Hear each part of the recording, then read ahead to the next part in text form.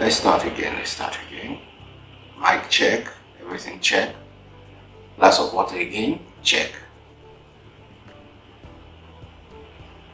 Hello guys. Welcome to the second part of my question and answer series. I sent out questions to people that had their contacts and also placed it on my community tab open to answering questions from my subscribers. And a lot of people asked questions which I answered. Unfortunately, as at the time I was answering the first questions, some questions were yet to come, and in today's video I'm going to answer the remaining questions. And luckily the questions are not as much as the first one, so this is going to be a short one compared to the first one. If you're yet to watch the first one, you don't need to watch it before you come here, so you can watch this and then afterwards watch the first one. There are very useful information in the questions that you will benefit from. So after this, the link will be in the description section. You can go and watch it yourself. So if you're new to this channel, you have to subscribe. I'm Dr. Talbot. Forgive this, I had to be casual today because my scrubs and nowhere close. I make contents that concern everything about medical doctors and medical students. So subscribe and turn on the bell notification. And to my returning guys, thanks. So let's just dive into today's video.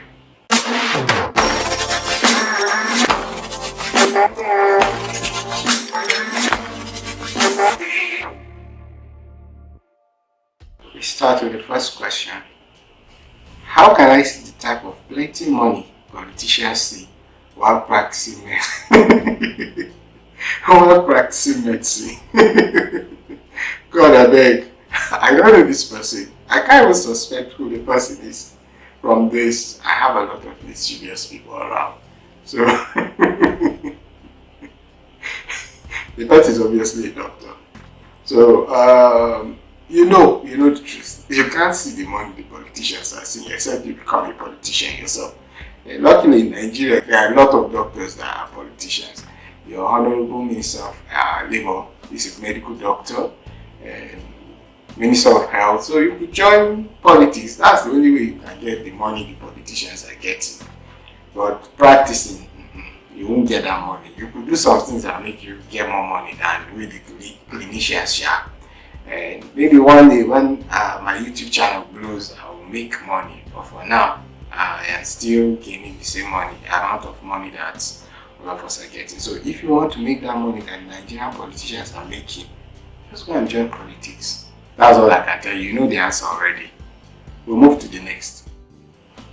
What keeps you going on with the YouTube channel? Oh, this is very interesting. I'd already set a goal as to what I wanted to do on YouTube. I had answered the motivation for the YouTube in the first video. So if you've not watched the first video, you can just watch it and you get a better background to this. But my motivation is, there are people that watch my stuffs and they benefit from it also. So that keeps me going. Like, for those that subscribe and watch, and for those that would come across the video and it will help them, it's just my motivation. So if I stop, I'm also denying some people the opportunity of learning something that would help them. That's both health workers and non-health workers alike. That's my major motivation. And the second thing is that I know that YouTube pays over time. So the more I keep dishing content, the higher the chances of me blowing. So this makes me to keep going on. And one day, who knows? Another reason is also that I get better with each video. So I'm improving. Like when I look at the videos I had made earlier this year when I started, I just cringe. Like I really cringe. I'm like, what? So imagine where I'm going to be next year by this time, creatively and in every form of it, even in terms of knowledge.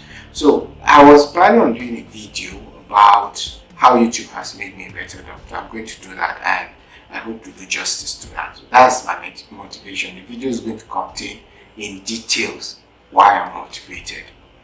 Well, what's your source of passion? My source of passion.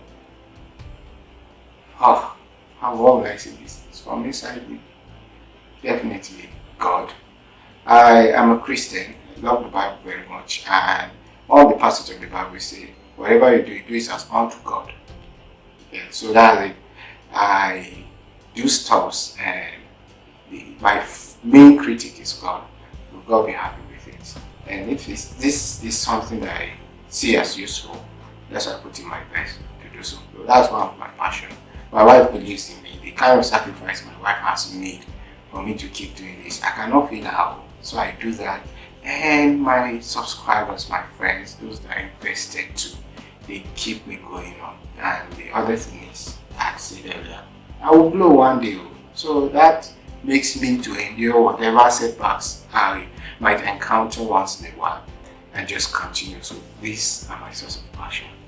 What's the motivation? I'm just being English. What's the source of passion, the motivation? Motivation is what keeps you going on with your YouTube channel. So that's my motivation. I think I've answered you from the first question. So if there's anything I've missed, you could DM me. I really don't know you because on the response sheet, I can't see your names. I deliberately didn't ask for your name so that you'll be anonymous. If there's any further question, let me know. You have my contacts already. The next question is, I frequently have headache. Okay. I SAD-free treated. I don't know this English now. I SAD-free treated typhoid and malaria, but the headache persists after maybe some days. Okay. What I can get from this is the person has frequent headaches, and the person had treated typhoid and malaria. See, you see this typhoid and malaria in Nigeria. It's a scam, especially the typhoid. The most popular way hospitals treat people or diagnose people with typhoid is via that whiteout test. No, whiteout test is not what we use to diagnose people of typhoid. We use blood culture or stool culture. All that whiteout test, just leave it alone. It's a scam. And for the malaria, even me that have been outside Nigeria for a while now, I'm sure that if you take my blood sample and mount it on the microscope to view, you might see malaria parasite in it. Talk more of people that have been in Nigeria. We have this malaria in our bloodstream now, like it's there. What I can tell you is that it's possible that a source of headache is not from typhoid or malaria. There are many causes of headaches. It could range from things within your brain to your eyes and even your bloodstream. So I would really advise that if the headache persists, go to a standard hospital and seek help. You can DM me and we'll talk better on this, but you know now, I'll still send you to the hospital. It's not as if I'm going to give you free consultation. You still go to the hospital. It's better for all of us. So we'll move to the next question. Deliberate more on the issue of depression and how to overcome it. Yes, this is a very sensitive topic. In fact, some few days ago, I was featured by a friend and fellow YouTuber to discuss on depression. I intend to do a video on that too because I am someone that has been depressed. Depression is really hitting people very hard now. So I will do that. I will really do that. Thank you for this advice. I had the intention of doing that and you've reminded me. So I will do a video on that. Thank you very much. The next question. I've heard people say they tried genotype tests severally and it came out with different results. Why so? And what's the way forward when one wants to go for such tests? Yes, a country like Nigeria is one of the worst hit countries when it comes to sickle cell anemia. So it's advised that you run your genotype test at least twice in two very credible centers. Very credible centers. Because there are many things that can go wrong. You see these wrong results. It could be from the taking of the blood sample first, how the blood is being stored, the competence of the person reading and interpreting it. Sometimes they can mix results. Many things can go wrong and you will have a wrong result. And that's why credible centers know how to minimize these mistakes. So if you do it in one place and they tell you that maybe your AA or AS or SS, whatever it is, go to a second credible center and do it. If both results tally, then it's likely that that's your genotype. However, if they conflict, then you go to a third credible center to get a tiebreaker. Many will even go to a fourth one to further tie the tiebreaker itself. So yes, you can go and do that. I would advise you to do your genotype only once and just assume that that's your genotype. Go and do that more than once. I knew that when I was getting married, part of the requirement was genotype. I am AA. I know that because both my parents are AA and they both have the same blood group. So all of us in our house have the same blood group and genotype. But my wife is AS. She knows that. When we went to do the test, which included the genotype, her result came out as AA. But we already know. So imagine if she didn't know now and she went to that place to go and do a genotype and she will just assume she's AA. This will put her in trouble. She can confidently go and marry someone that is AS or SS and Kasala can come in. So yes, this can happen. The way forward, as I said earlier, is do it in more than one credible center. Make sure that the results tally. That's all I can tell you. I hope this is useful to you. Let me know. The next question is, will you return to Nigeria to work if doctors' welfare is improved by a new government? Definitely. Let me tell you, I miss Nigeria. I miss Nigeria. And no matter what people tell, there are still things about Nigeria that cannot be replaced anywhere else. Okay? So if things are being improved, definitely I want to come back. I don't know for my life, I don't know. But I would not mind coming back. And one of the things that give me joy is being able to help these people. The government paid for us to be who we are.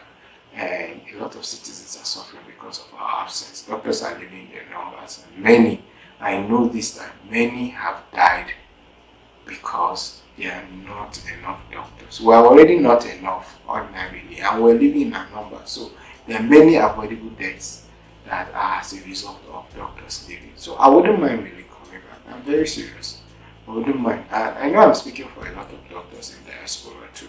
So I hope I've answered you. We just really hope Nigeria changes, but it really looks bleak. That's it. I can tell you that. Then the next question is, okay, and this is the last question. Okay, very interesting. Lower back pain after sitting in a spot for a while, like it takes about a minute to adjust to regular posture and alleviate the pain. What is the cause and how can one prevent it, manage it, or avoid it completely? I know the person that sent this question because the person didn't use the blog form, he used the community tab. I know him, he's a fellow YouTuber and he makes great shoes. One of the risks of shoemaking, especially for the local shoemakers, is to bend forward to make shoes. So, and this is one of the problems that can happen. You will have a herniated disc. It means that because of you maintaining this particular posture over time, it predisposes you to chronic back pain. What happens is that there will be some shifts in your vertebral column, which will make your spinal cord to come out from where it ordinarily would be, and that is a very serious problem. Most times it has to be corrected surgically, and the money is not small. I think it's a very few centers that do this kind of surgery in Nigeria. Most people will have to leave Nigeria to be able to have that corrective surgery. So I will tell you that first, I pray you get money so that you wouldn't need to be bending. You have machines that will be doing these things to you. That's the first.